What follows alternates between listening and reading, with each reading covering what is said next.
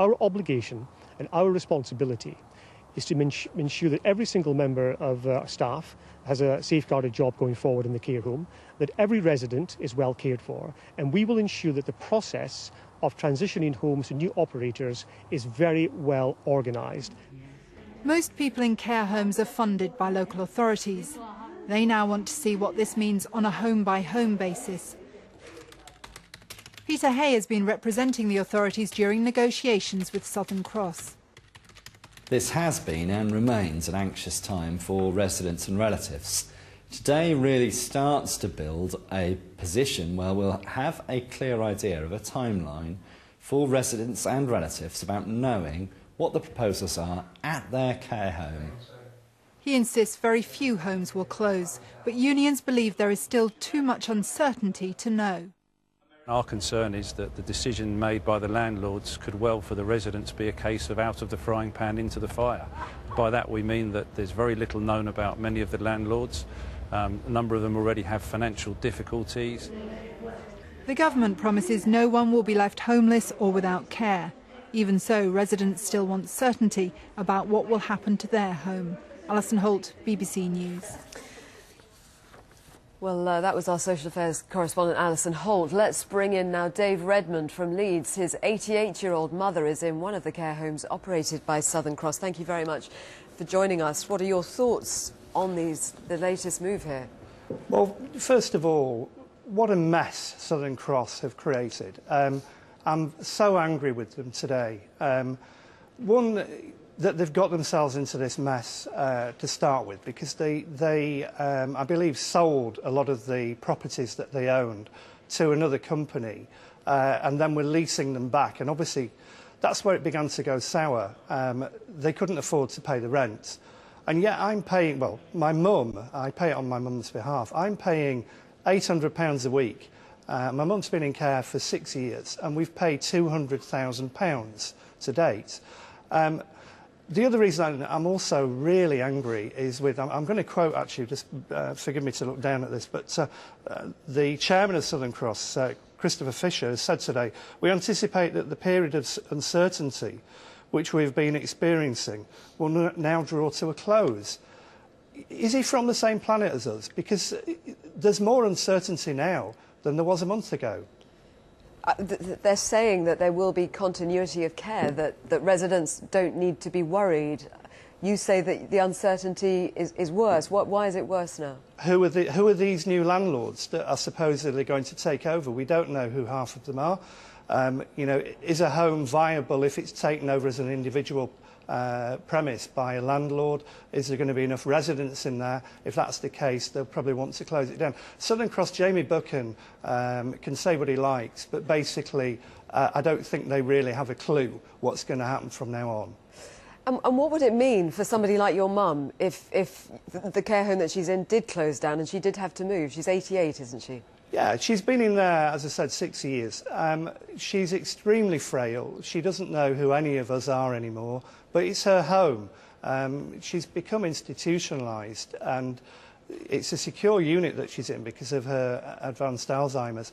And if we have to move Mum, which is probably something we're going to have to look at, I am worried it's going to kill my mum. You said that you've put a lot of money into that home, £200,000. It has cost you. You're clearly very angry about the way the business has been run. I mean, you say, you know, people like you have obviously been putting money into it. Yeah. Let's be clear, I'm not angry that we've paid £200,000. That's not an issue. The money was set aside to look after my mum's care. That's not the issue. And I must also say the level of care my mum has had in the years that she's been in the home is fantastic, and I have no issue with the staff.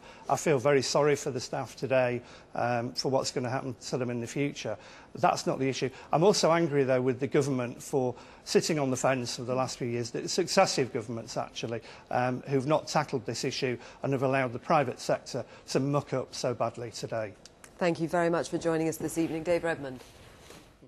We're going to turn our attention now to what's happening at Southern Cross, because thousands of residents of Southern Cross care homes have been reassured by the government they will continue to be looked after. That's following the news the operator is pulling out of the business. Southern Cross has more than 750 residential homes. It says it hopes to transfer them to landlords or, where appropriate, new operators, and insists there will be continuity of care. Well, Dave Redmond's mother, Dorothy, is one of the care homes operated by Southern Cross. He's in our Leeds studio. Hello, Dave. Paul Lewis from Radio 4's Money Box is here, and lots of questions have been coming in, Paul, haven't they? So you're going to be answering them for us. Let's turn our attention, though, back now to Dave, whose mum, Dorothy, is 88, isn't she, Dave? Do you know what's going to happen to her? No, we haven't got a clue. I mean, basically, I'm very, very angry with Southern Cross. First of all, for getting themselves into this mess over the last few, well, years, and particularly in the last few weeks, but also the way that they're handling the situation now. The statement that their chairman, Christopher Fisher, said yesterday, and I've got it here, he said that we anticipate that the period of uncertainty which we have been experiencing will now draw to a close. Draw to a close? Which planet is he on? Because we're in a worse position now than we were a month ago. But they are assuring everybody that there will be continuity of care. Do you believe that assurance? Well, there might be continuity of care, but I don't believe my mum's home may stay open. I think they may close a lot of homes. There are 503 homes from memory that we don't know who's going to run them. You know, they're talking about these landlords, and we don't know who these mysterious landlords are. There's so much uncertainty, and I think if they have to move or close a home, and it's my mum's home, if we have to move my mum, I'm really worried that it'll kill her. Your mum's been at that care home in Cheshire for, what, 6 years now, hasn't she? Yeah. Does she have any awareness of what's happening? No. I mean, my mum deteriorated very quickly. She started to be sort of mentally unwell around the year 2000, and she went into care in April 2005 into the same home that she's in now, and she's deteriorated further and further as time has gone on, to the point now that you know, whenever I go to see her, she doesn't really know who I am. I think she knows she ought to know who I am, but she doesn't know. You can see it in her eyes that she doesn't really know who is who anymore. I think she knows the staff in the home, and I must say, I've got no problem with the staff in the home. They've been fantastic. That's why she's been there 6 years. All right. Yes, that's what a lot of people are saying. Thank you very much for joining us, Dave, and all the very best to your mother as well, Dorothy.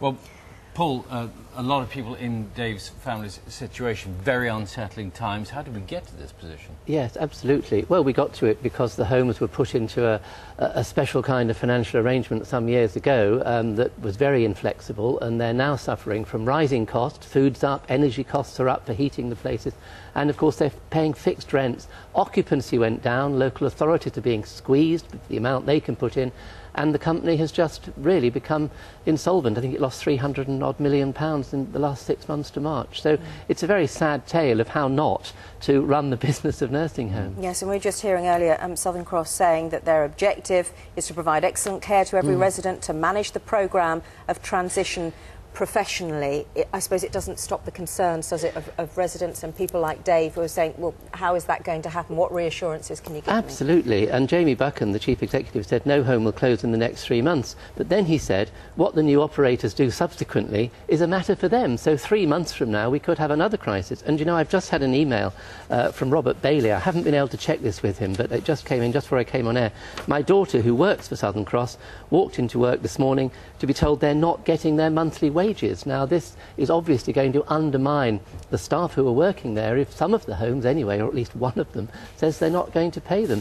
And, you know, it's not just Dave talked about his grandmother who doesn't really know what's going on. A lot of people do. Sarah Hall tweeted me, my 97-year-old gran is absolutely desperate, so she's fully aware of what's going on, worried she might have to move. And a lot of people are very worried they're going to move away from the people they know, the home they know, and of course relatives they know who are so vital to them. something really has to be sorted out. Well, yes, but what can be sorted out? Do you think at some point the government has to step in somehow, or what? Well, I think perhaps they should. I mean, local authorities have a duty of care to these people. They have a legal responsibility to make sure the people they've assessed get the care they need. So if homes are going to close, and I'm afraid some of them, 130 odd, are said to be not commercially viable, may well close, then I think the local authority will have to step in and do something. But we know they've not got very much money. That's been one of the problems, one of the reasons the problem has been caused. So is the government going to step in and say not just no one will be homeless, which of course is true, but we're going to make sure these homes are kept running in the area they're in, so nobody will have to move So away. just to clarify, who manages the transition? Is it Southern Cross or is it the local authority? Well, Southern Cross is the company that will try to manage the transition, but once that period is over, or during that 3 months, every local authority will have to assess the needs of those people and provide for them, and that's going to be a very expensive exercise that I don't think can happen unless the government backs up its words with some real money for local councils. Paul, thank you very much. Paul Lewis.